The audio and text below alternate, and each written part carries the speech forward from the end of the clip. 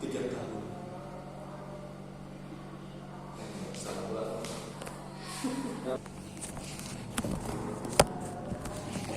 Pep.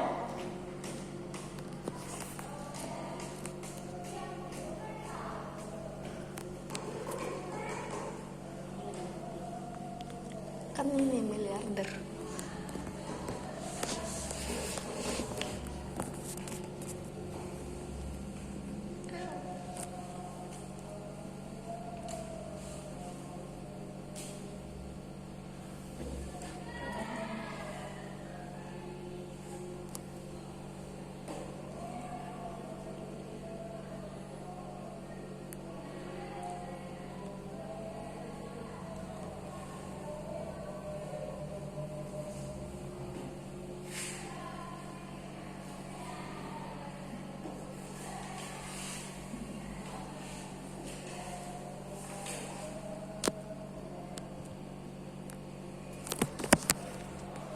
Tiga tahun.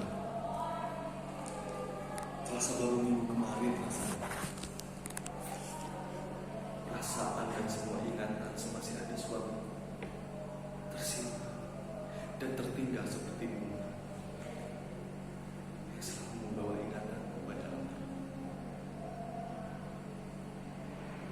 bersama cinta yang ia tinggalkan pada waktu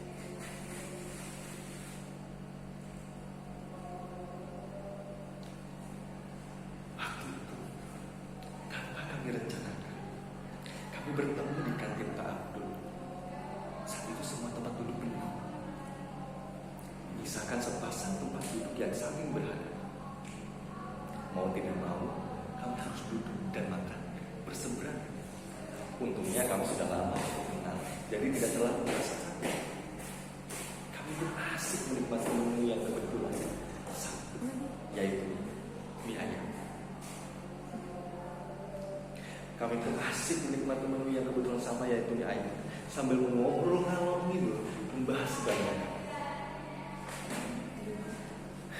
Walaupun perasaan canggung itu tidak ada sama sekali, tapi tetap saja kadang-kadang ada beberapa momen kami berpaut mata tanpa sengaja, dan itu membuat kami kehilangan kata-kata sejenak.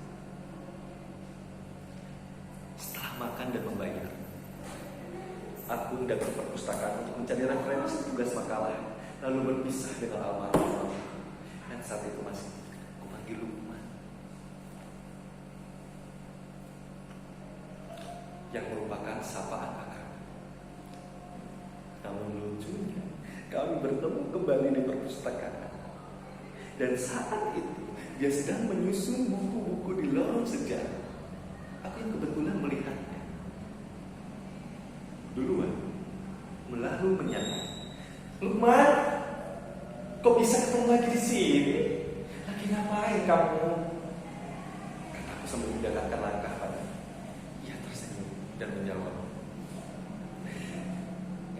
Lastri, ini aku kebagian bantu perpus. Kamu di sini ngapain? Ada yang bisa aku bantu? Lalu aku mengutarakan maksudku untuk mencari buku sejarah yang akan aku gunakan jadi referensi makalah. Dari situlah kami jadi semakin dekat, dan akhirnya hubungan ini yang mengungkap perasaannya padaku. Setelah ia lulus dan bekerja, aku dipindahnya sebagai istri di usiaku yang ke-22.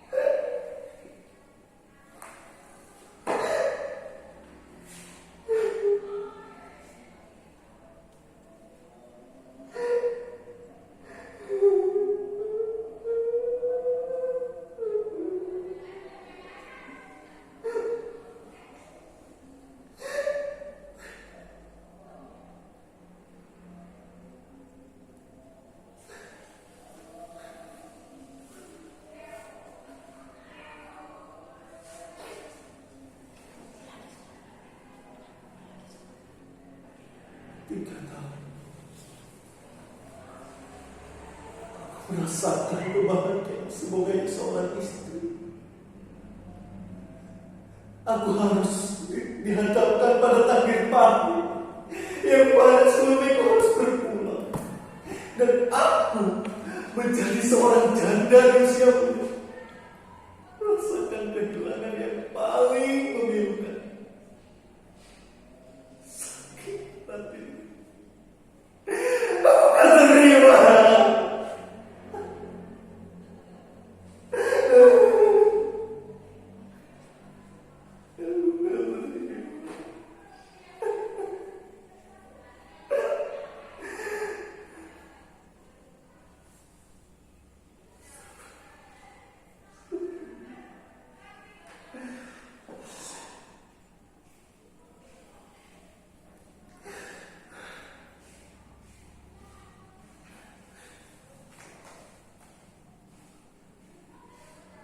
Nasib buruk terus memberontakku tanpa jeda. Kehilangan suamiku adalah awal dari ujian hidup yang harus aku lalui. Karena kehidupan tidak mungkin berhenti. Kita dituntut terus berjalan dengan jiwa yang telah hampir mati. Suamiku pergi ketika aku sedang hamil muda.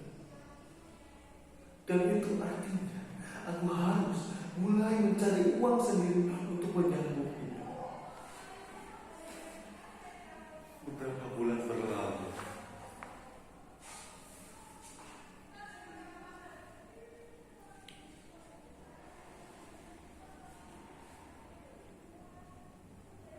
Uang yang ditinggalkan oleh suamiku hampir habis untuk keperluan sehari-hari.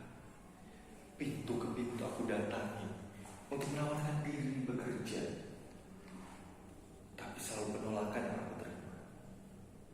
Bagi orang-orang mungkin berpikir, kenapa tidak meminta ke orang tua atau mantan mertua atau sanak saudara?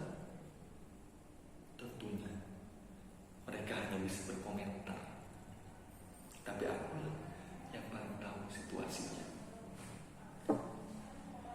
Aku adalah 5 bersaudara, menyisakan 4 adikku yang masih jadi tanggungan orang tua. Aku juga tidak terbiasa untuk berhutang atau menenggandakan tanah. Hari-hari berlalu, aku masih belum mendapatkan pekerjaan, dan uang yang tersisa hanya cukup untuk beberapa hari. Sore itu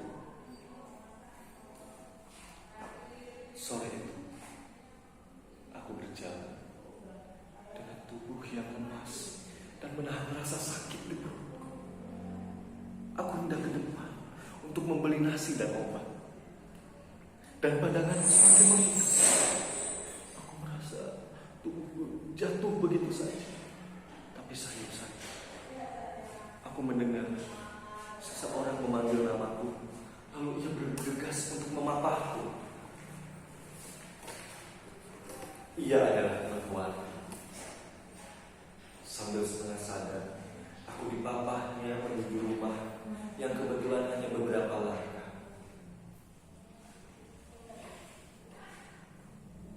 Bawati memberiku makan dan membuatkanku teh. Setelah aku memiliki sedikit tenaga, ia mulai bertanya, "Kamu mau kemana, Lastri? Wajahmu pucat sekali." Dengan mencoba menutupi keadaan yang sebenarnya, aku mengatakan bahwa aku mau beli obat dan nasi, tapi tadi rasanya kepalaku berat. Dia mulai menanyaiku lebih banyak, lebih dalam, sampai titik aku melupakan air mata di hadapan. Bawati pun berusaha menenangkanku. Setelah itu Bawati beranjak dari sisi. "Sebentar ya," katanya. Lalu ia kembali dengan membawa uang di tangannya. Jumlahnya 550. Aku terkejut dan sempat menolak langsung. Terus terang saja, Bawati juga dilepas-pas. Ketika aku mencoba menolak, Bawati dengan tegas memaksa aku menerima uang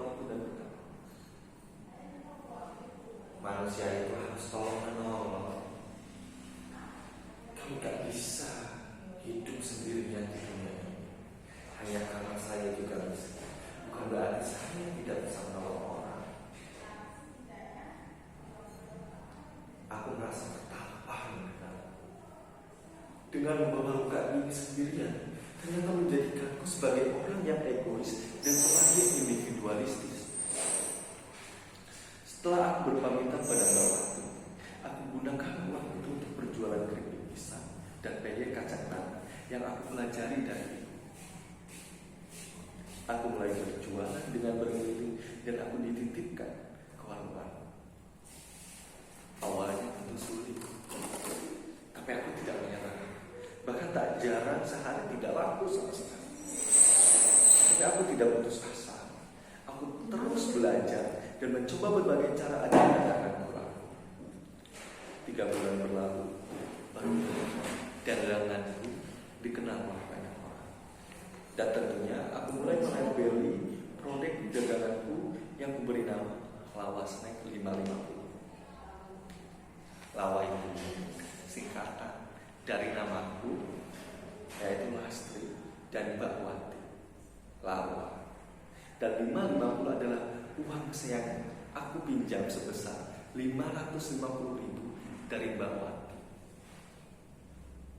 Aku sadar dalam hidup ada masa di mana kita pasti terjatuh. Tapi bukan berarti kita harus diam, merantau karena luka. Kita berjuang, kita harus berjuang untuk bangkit dari masa sulit.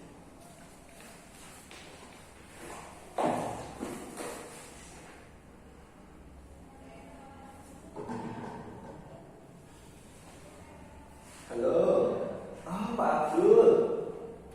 Iya, sudah saya kirim. Oh, ya udah, sebentar tapi saya siapkan ya Pak ya. Kemungkinan lusa. Oke, baik. Terima kasih ya Pak ya. Yuk, mari. Halo Pak. Ada pengantaran lagi yang nanti saya minta dijemput. Iya betul. Iya. Kapan? Nah, makasih ya Pak.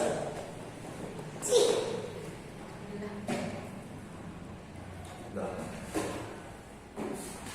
Berarti nggak usah itu. Hah? Yang di itu, yang ditumpuk-tumpuk snacknya.